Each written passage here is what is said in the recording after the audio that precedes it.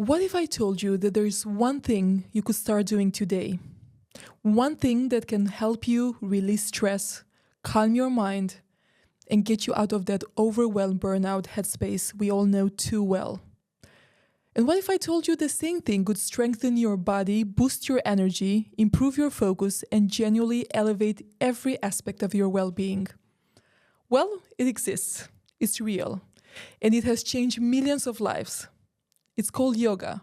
And today on Relocate to Happiness, we're diving into this simple, accessible practice that can quite literally reshape the way you live your life.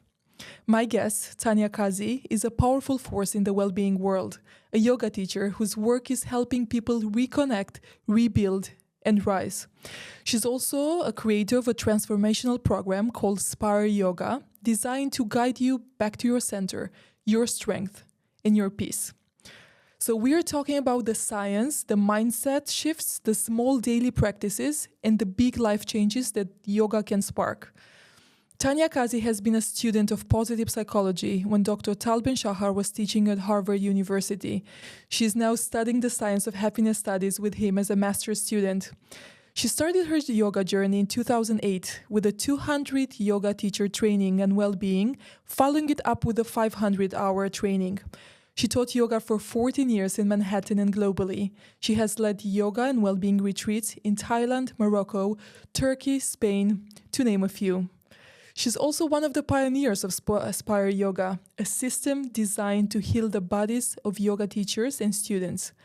This program combines a strong foundation in preventing and relieving body pain through muscular balancing, as well as the study of MBI, or mind-body integration, and finally, the ancient wisdom of yoga.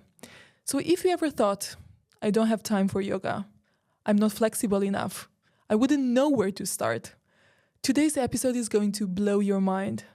Take a breath, settle in, because this conversation just might be the one thing that helps you relocate to your happiest self. Tania, welcome. Thank you so much, Luca. It's such a pleasure to see you again. It's been a while. It's been a while. It's been a year already, right? This is a tradition we'll have to keep up. At least meet once a year. Exactly. At least, yeah, of course. But I want to really take a moment and to thank you, because we are recording today. I was thinking on the way I was driving here, and then it's Thanksgiving. And I was listening to a podcast about gratitude. So I really... Perfect. Exactly. So I took some notes. There were things that, I already knew, but it's always, good to listen to this again. And I also shared it with some friends of mine. So I'm really, really grateful to have you here today. Thank you for so taking much. the time and for coming all the way here. Thank you so much. It is serendipitous that we are meeting on Thanksgiving Day. Yeah. It's a blessing. It's a blessing, exactly. So today we're going to talk about yoga, right? We're going to talk about all the things that make us feel good. Ooh, wow. That's very promising. Of course. It's all part of yoga. Yeah, exactly. And talking about promises, if I would ask you, I will go from, I will start with the end. And if the listener today will listen to us and will actually put in practice what you're going to talk about, how will her life be transformed? That's such a loaded question, but it's such an important question. What can any teacher share that can help anyone change their lives? I've been in the wellness world now for 14 years. I started my journey in 2008 when I first started studying yoga. And I was studying it because I just didn't know how to handle stress. I had a lot of stress. I had a little child I was raising, and I was living in New York City. It was layers upon layers of complexity in my life back then. And my mother had advised around that time, she had advised that why don't you try taking a yoga class and see how that makes you feel, because you've got a lot of stress going on. You've got a young child you're raising, you're working full time, marriage, this, that, the other. I just got incredibly lucky. I took this one yoga class and I totally felt completely different. I felt like I was sitting there with a new nervous system. And it was in that sense of peace that I realized, wow, how out of sync was I? That all it took was someone guiding me how to breathe properly, how to move my body in a certain way, that it just immediately calmed me down. So yes, being in the wellness world, doing things that help your mind, body, spirit are all great takeaways. But what's even more important, I think, and the greatest takeaway is that if anyone who's listening decides upon one thing they want to do in their lives to improve the quality of their life, their relationships, their diet, their exercise, their nutrition, anything, to just take that one thing and make a promise to yourself and say, you know what, I'm going to try to do this every day. I'm going to try to do this, even if it's like breathing mindfully or choosing a healthier option in food over, a not so healthy option. And it won't be that we will succeed every single day. We'll miss a few days here and there. But as long as we can tell ourselves, you know what, let me try this one micro habit. It's what Tal Ben-Shahar calls MVIs, minimal viable interventions.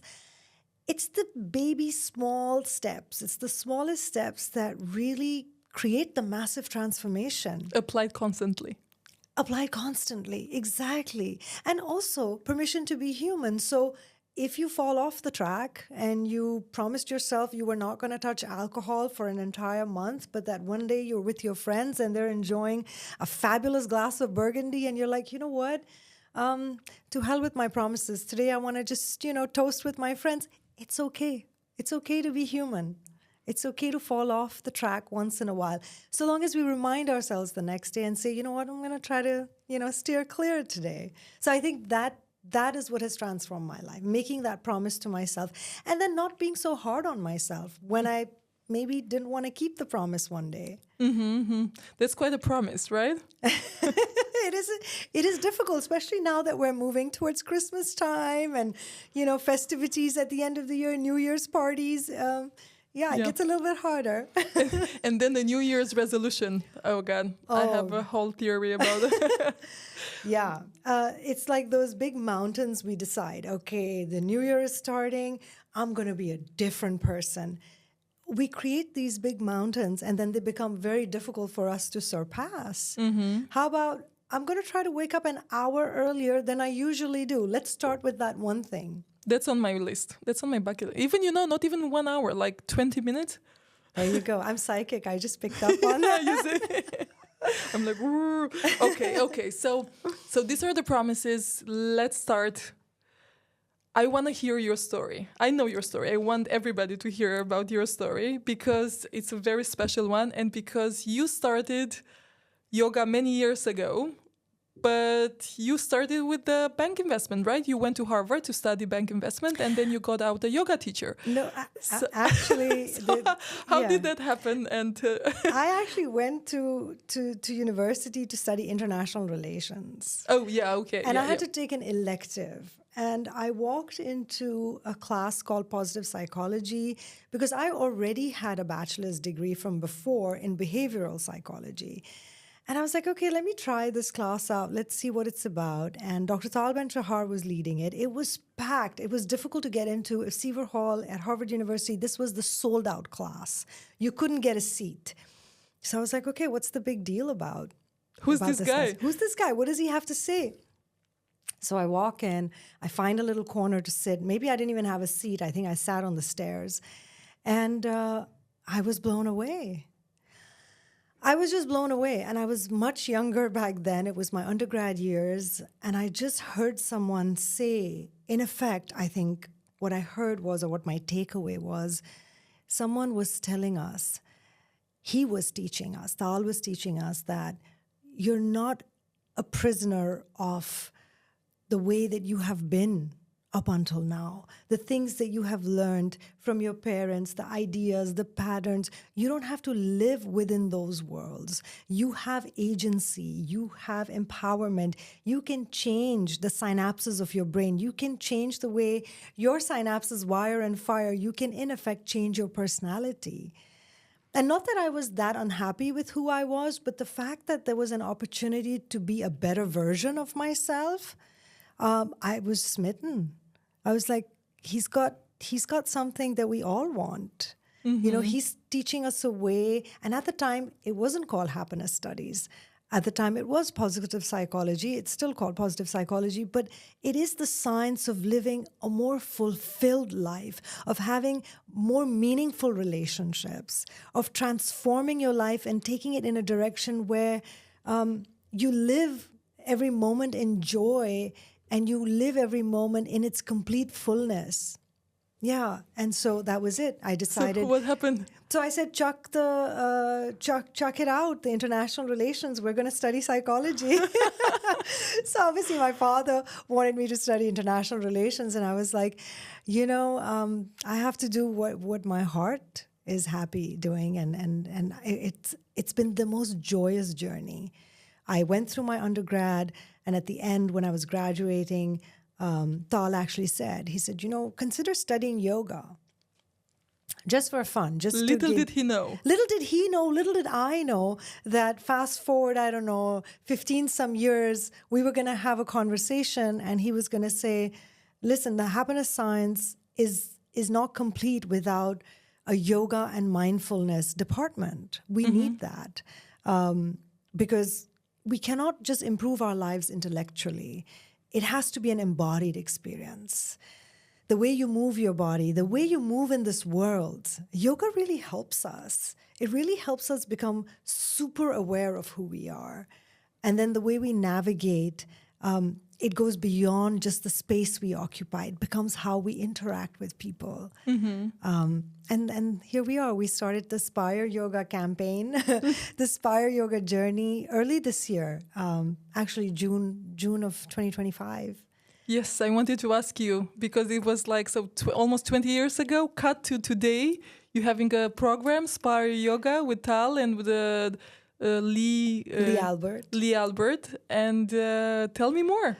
So it was, Tal is a visionary, and he is a yoga teacher himself. He's certified, and he's been doing yoga. And then in the yoga world, it's a pretty good, well-kept secret that yoga teachers often have pretty messed up bodies. By the end of their yoga journey, by the end of their, let's say a few decades into teaching yoga, they start to feel a lot of problems within their bodies. Pains, injuries, that sort of thing. How can we prevent, we thought, how can we prevent people from having bodies that are harboring all this pain and are looking misaligned, especially when they're in the healing world, when they're teaching yoga? And he came across Lee Albert, who was teaching at Kripalu in the USA, in Massachusetts. And Lee Albert had a very simple philosophy. He said, simple but powerful, he said that upwards of $640 billion are spent on pain management in the world. People have a lot of pain in their bodies. And a good 80% of that pain is coming from the way we're holding our bodies. Wow. It's the way we're walking. It's the way we're used to carrying our hips, the way we press weight on one foot more than the other, the way one shoulder is more lopsided than the other. And he himself suffered through a lot of pain, which he had seen, I think more than 30 years ago. He went through a healing session where the therapist actually helped him balance his muscles.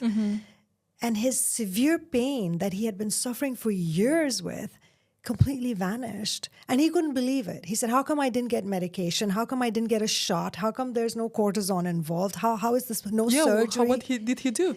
Well, so the therapist actually realized that what we teach also in Spire Yoga is that muscles work in pairs. So if you're feeling pain in the upper body, for instance, your shoulders, the muscles parallel to the shoulders are the chest muscles. every muscle. So if you have forearm pain, it's usually something to do with the muscle on the opposite side, which is either too short or too long. And so we cultivated Spire Yoga as a system that balances whichever muscle may be too long in the body, too tight in the body, too short in the body, with something that is opposing, so that we balance the muscles and in effect relieve the body of pain.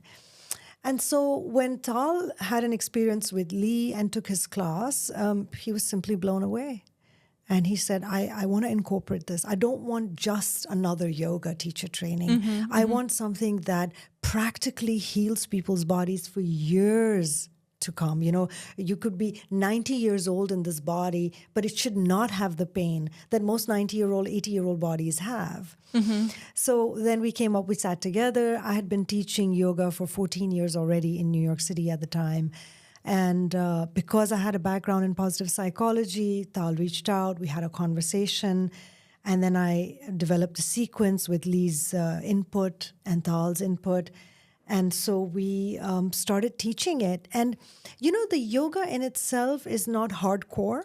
It's not Ashtanga. It's not going to have you sweating. It's not going to be a boot camp. Yoga, which is what a lot of bodies are used to, it's actually a yoga that is deeply restorative. But then it's not restorative yoga either, because there are some poses that are a bit challenging. Yes, so walk me through. What is Spire Yoga? So Spire Yoga is based on... So you know, because you've been through you're part of the HSA family. S stands for spiritual, P stands for physical, I stands for intellectual, R stands for relational, and E stands for emotional. While the asana part, the posture part, is designed specifically to balance the body. So every pose that you take is going to balance the modern body. Also, the modern body is using cell phones. It's using the computer. We are what Lee Albert calls a forward-bending society. So 5,000-year-old human mammal, didn't have this problem. It wasn't a forward-bending mammal, but the present-day human mammal is. And therefore, this yoga actually highlights, focuses, and puts emphasis on poses that actually balance the parts of the body that are constantly collapsing. We don't even realize it. And we can't even see it with the naked eye, but it's all happening at a muscular skeletal level. So the yoga itself is all about balancing those muscles. Then we have... because we are called Spire, we have the psychological aspect to it, which is the mind-body integration. Now, this is Tal's work, and it's his research, and it's all about, you know, how you hold your body, how you show up in the world, how you interact with somebody, how your facial muscles are twitching, moving, smiling, frowning. It's all affecting your nervous system. I'm already being more aware of right? it. Yeah. It's like, and the moment you roll your shoulder blades back and you sit back and you press against the back, the rest of your chair, the backrest of your chair, you suddenly feel awake and alive. It just affects everything, and it's like magic. So we have that aspect. So there is the integrated positional therapy, which is the muscular balancing part. That is our sequence. And then we are bringing the psychological aspect, which is the mind-body integration part. And then, of course, the third pillar of Spire is the ancient wisdom of yoga, which is like a 9,000-year-old science, you know, which, you know, we're talking about the subtle bodies in it. We're talking about the chakra systems. We're talking about the meridians. We're talking about the nadis. You know, we're covering all that also. So it's a pretty rich training. So who is it designed for? Like you mentioned the healers, right? Like the the professors, right? And then also the students that so who is the program designed for? And how do you, imagine like I want to start the program. What would you see? Like we see you, we see Tal, we see Lee, Albert. How is it designed? So that's a great question. I would say anyone who has a body is a good candidate for this program, because bodies will experience pain.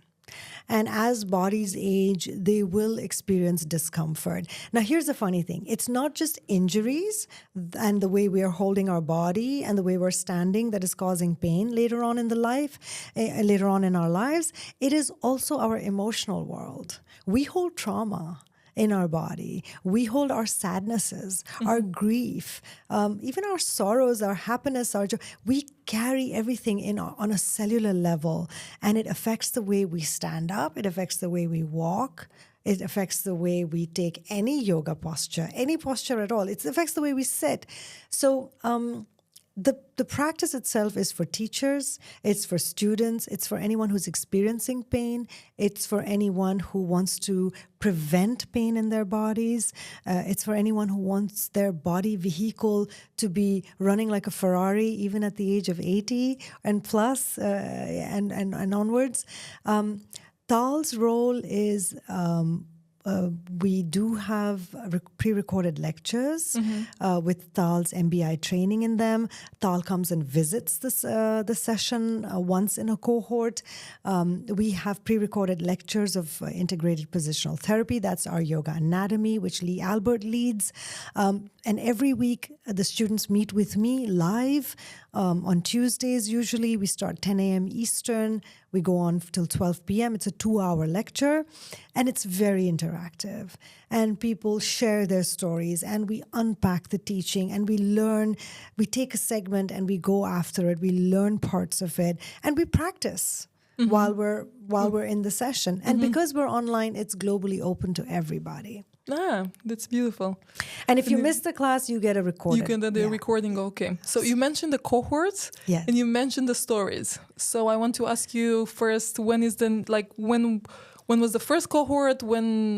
Tell me more about the dates, and because I know you guys have like January starting a new cohort. Yes, we started our first one in June of 2025. We had a very robust class of, I think we had 20 students in the first cohort, and it was just a lively cohort. You know, the fact that people who join Spire are so deeply invested in healing and living more fully, really experiencing life, is such a source of joy for me, for Lee, for Tal. You know, we feed off that energy and the students feed off our energy. So it becomes like this really good feedback loop. Then we had our second cohort, which started in September, and we're doing very well. We're actually about to close next week. It's going to be our last class. Congratulations. Thank you. It's been very rewarding to hear people's journeys. And I want to hear more about that. Yeah, and to see how much each one of us really struggles. It's not easy being human. It's tough. There's so many layers. We're so dynamic. You know, you could be a mother, you could be a daughter, but you're also a sister, you're also a wife, you're also a friend.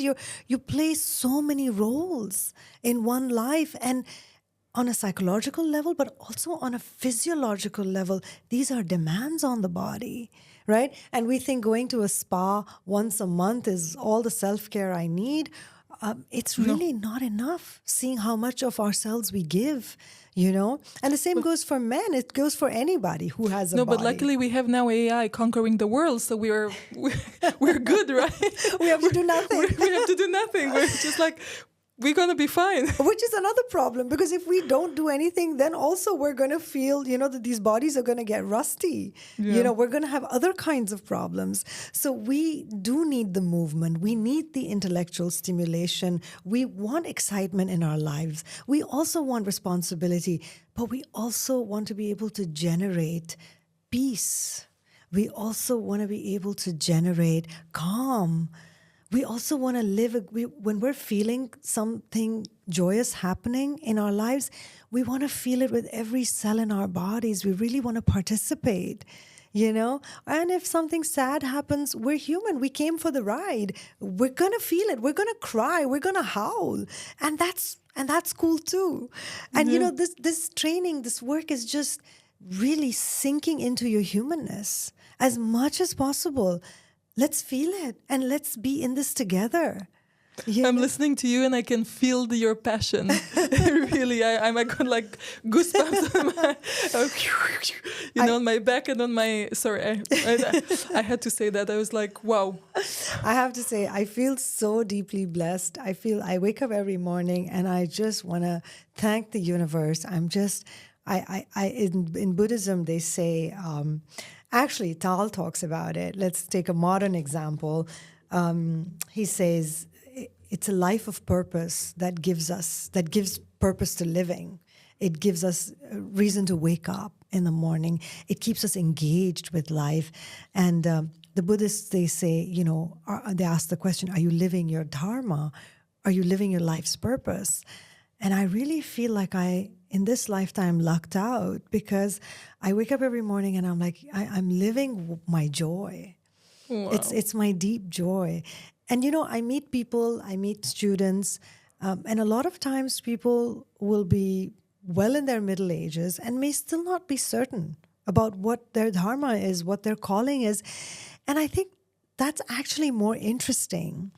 I want to correct you, but because I want to say, I think that there are even much more people than you think. They have no idea, and they just go on automatic pilot. Yes. I think we are surrounded by people that, they're very aware of their purpose and their meaning in life. And there's so many that they're just thinking, they're like, what are they talking about? Like I'm talking also about the generation of my parents. And I think that like this generation now, and we talked before, after COVID, there was like a awakening, and many things changed since then. And I think we're going on the right path, but I think that there are a lot of people that have no idea. That's such a good point. That's such a great point. It's so true. There are, and I also feel it's okay. Let's not be hard on ourselves, because when we grow up in a society, in a culture, and we grow up in a world where everyone is doing a certain something, like there was a time everybody in, say, where I come from in Pakistan, like everybody's kids were going to medical school. Like everybody wants to be a doctor. Yeah. Like you go to India, you go to a hospital in the US, and pretty much doctors are Indians, or because that's all we were raised with. That's it. You can only be a doctor or an engineer. The same in Romania. Right? The same, right? These are the only respectable professions to follow. Yeah. And the teacher will ask you at school, like, so what does your mom? And luckily, so listen to this. So my mom was a doctor, and my dad was an engineer. And now they're retired. So it was perfect. They were just like, they were asking me, like, yeah, just like exactly. Yeah. And then you see, people find out as they go through the training, they're like, I'm not really happy doing what I'm doing. I'm not really invested in this. I'm just going through the motions. But am I living my life, or am I just, getting through one day after another? And I think it's important. The important thing is not that you are lost. The important thing is that you stopped and you asked yourself the question, and you said, well, wait, I've been doing this for X amount of time and it's really not fulfilling. So maybe I can take a pause, and think about what it is that I really want to do. What is really giving my heart joy? And sometimes it may not match. Sometimes you may be in a point in your life where, being an artist doesn't always pay the bills. And to which, one of my favorite authors and thinkers of this world, Rick Rubin, who wrote the book, The Creative Act, I listened to his podcast. I love everything he says. He said, it's sometimes people who don't know where they are going are the most interesting people. Asking the question is the more important thing, And if being an artist is not paying the bills, then maybe do something that pays the bills, but try to make time for your art too. But always keep that voice in your heart alive, pay attention to it, listen to it. Yeah. So I want to go for a second back to, you mentioned to wake up in the morning grateful. And for me, it was like, I have this issue with the mornings. I wake up in the morning and I would just, go to my phone and check, and you don't want to start your morning like that. And I'm, even how you said the permission to be human, I would do this at the beginning. Now I'm very aware of that.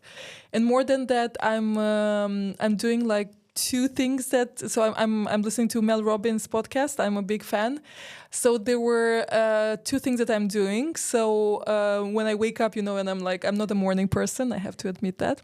So the first thing is, she's telling you have to calm down like your nervous system, your brain, and So I put my hand on my heart and I say, I'm okay, I'm safe, I'm loved.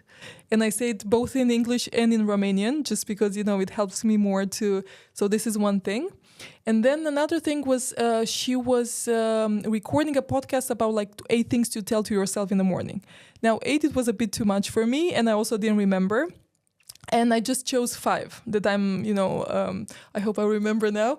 So the first one is today is going to be a great day. Something really cool will happen today. So, you're creating anticipation and all this. If you show up, life will reward you. Another one is no matter what you're doing, no matter what, how to, no matter what life will throw at you, kind of like, you know how to handle it. And the 5th one that I chose, it's you have an important contribution to the world.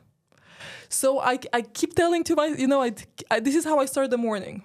Before the phone, before, waking up. So I'm working on this, and then I'm also, I'm thinking about, the the gratitude exercises. But I said, slowly, I want to do this, for a few days, and then so I'm already doing it like for a couple of months now, and for me was, again, waking up the morning and we were like being late, and then the whole house was late, and then rushing with the kids to school. And so I think that the way that like you start your morning, it's really important to give like purpose for the whole day. Yeah, and I think mothers and young fathers, they're really.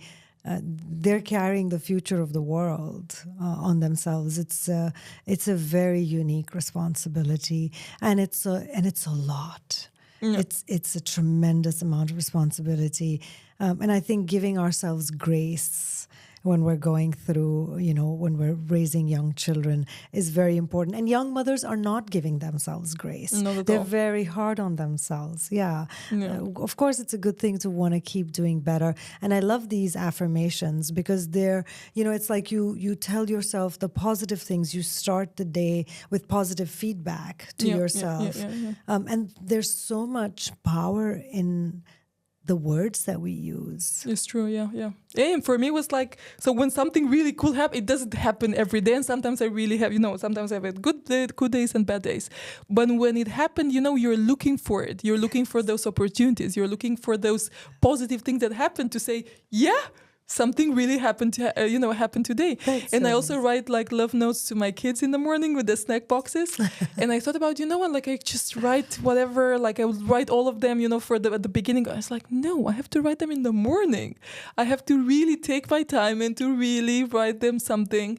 And I really think that it's really important how we start that our day. And so if you have something to tell us from yoga, like practicing or adding sure.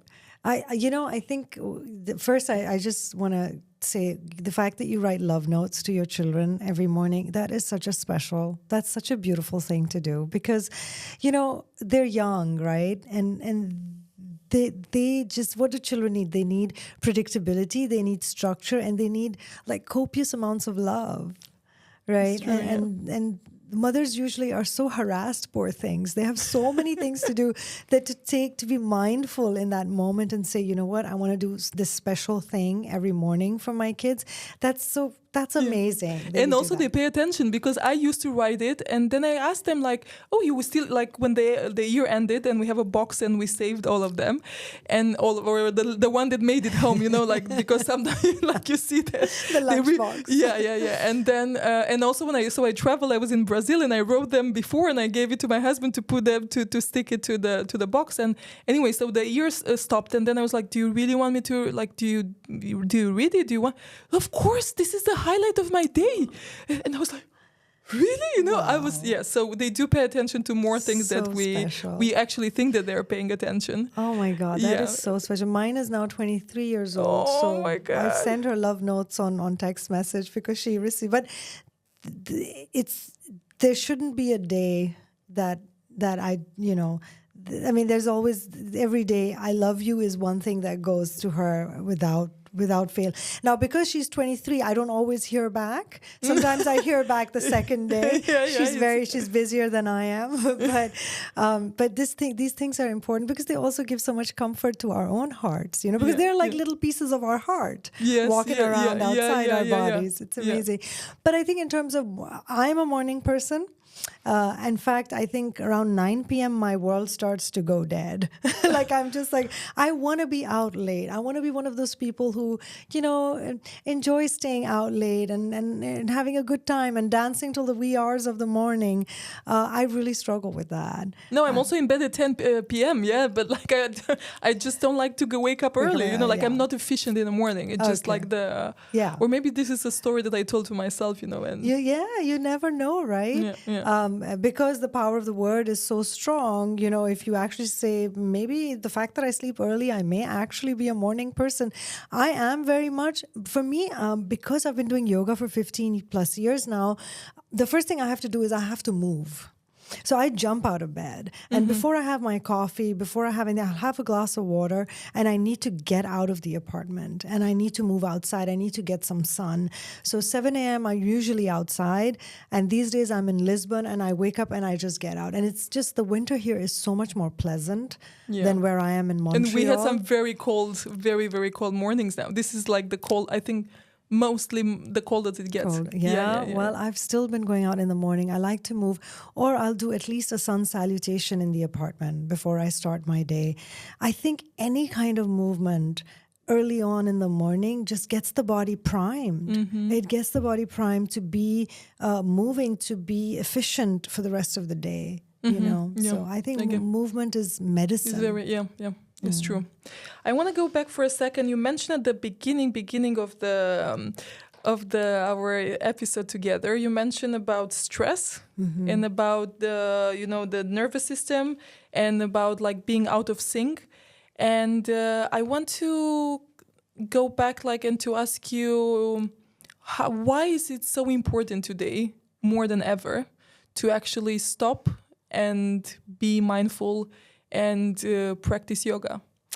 Luca, I think we're so grateful for AI and we're grateful for the digital age. It allows us to do all these cool things. And it's really turned the world into a global village. I mean, I'm teaching students in China, in Saudi Arabia, and in Montreal because of the gift of, technology. However, it has really sped our lives up.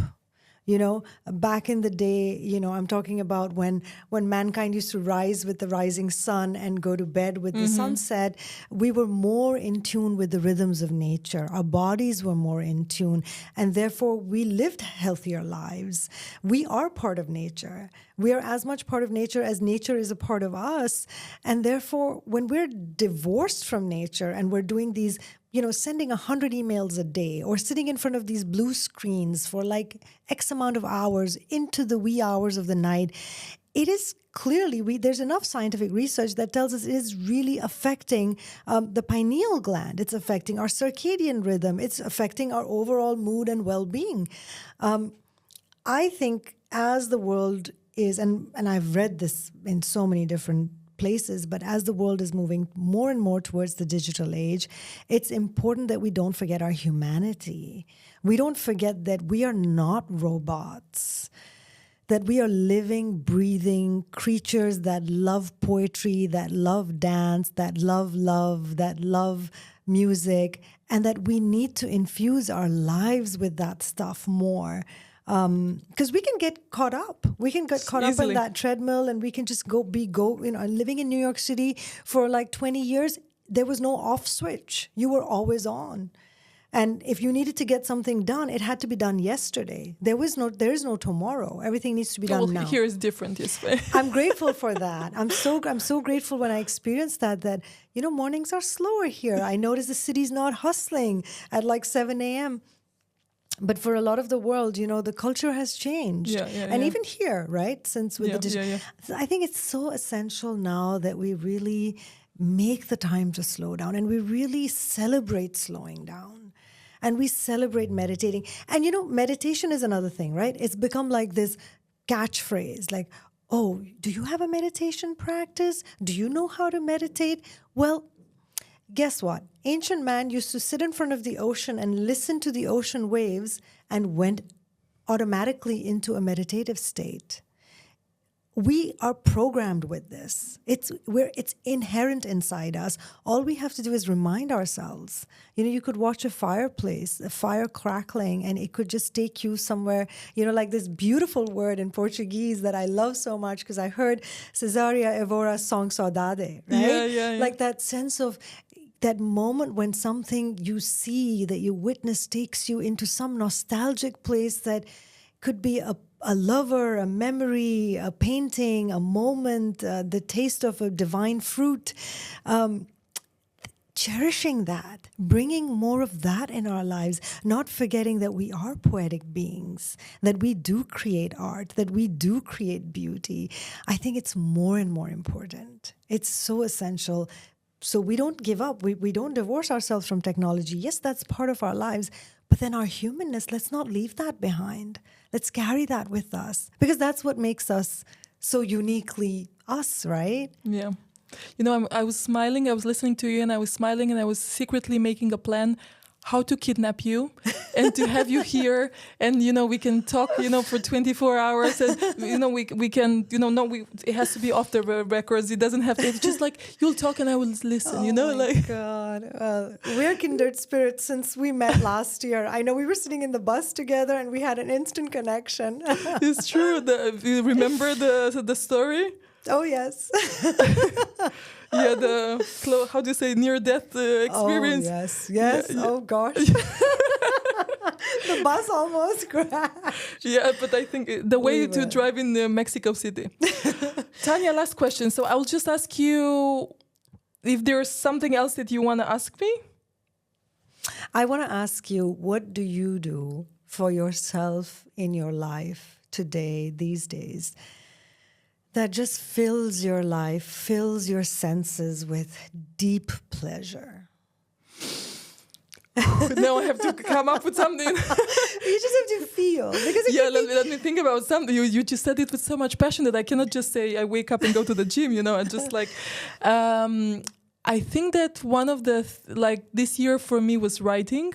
Wow. That really talking about nature, going back to nature, and it was something that I used to do.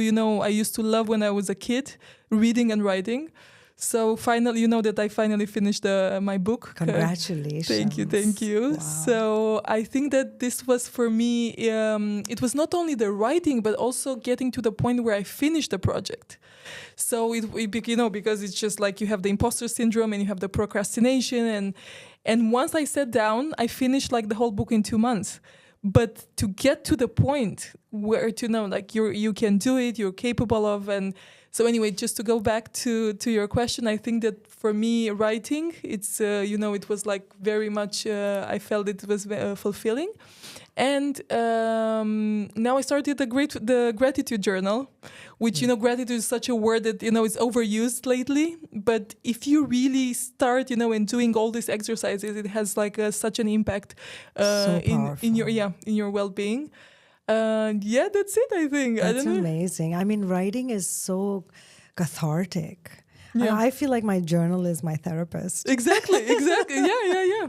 It's true. That's such a great habit. Yeah. Well, that's it. Sometimes for me, just drinking a cup of coffee in the morning, when I have a morning to myself, is like, oh, every cell in my body is singing with joy. I'm so grateful, so happy. No, when I heard that you're also drinking coffee, I was like, yes, permission to be human. She's not perfect. Oh, no. Yes, she drinks coffee. Exactly. She drinks from time to time. Oh, totally. Yeah, because we're all, with the matcha era now, and there's a lot of tea and a lot of things going on, and the biohacking that You've got the wearables. I got all the wearables, like, and I started now like a journey with the longevity clinic, and I'm into this a lot. Wow. So it's very important, to see like, okay, you can do this, and you can still do that. And I think if we're doing small doses of something that brings us pleasure, wow, why not? If it's making us feel good, I mean, sometimes I think if you really need it and you're in a certain kind of place in your life, taking yourself out, putting on some lipstick, wearing some high heels, and taking yourself out for dancing, and I've done it, medicinal. I like that. Yeah. Medicinal. Having a cup of coffee alone by myself, sometimes medicinal. Yes, absolutely. I like that. Talking about this, I was in Greece during the summer. My watch went crazy. It was like, loud environment. Oh my. What's happening? Your bedtime. The bedtime routine. It's like, yeah. Take it off. It's like, let me leave, Thank you so much. Thank you. It was just like, it was so fast. I was really serious about, I really would like to talk to you more. I love it. And I knew for us it was going to be a breeze. Like, yeah, exactly. I love your joy of life, your passion, and what you're doing for the humanity. Thank you so much for having me. It was totally just my pleasure entirely. Thank you, Luca. Thank you.